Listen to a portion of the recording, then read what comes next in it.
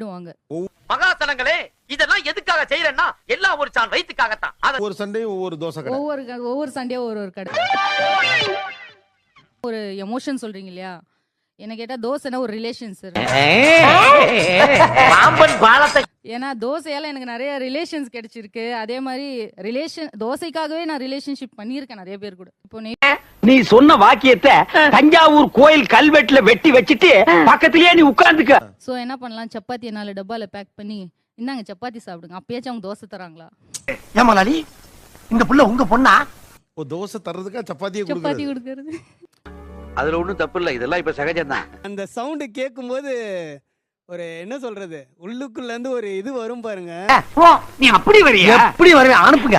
ஏன்னா எங்க அண்ணாக்கு வந்து தோசைனா ரொம்ப பிடிக்கும். அதனால எங்க அம்மா வெறும் தோசை மட்டும் தான் போடுவாங்க. என்னம்மா நீங்க இப்படி பண்றீங்களாமா? அண்ணா வந்து தோசை சாப்பிட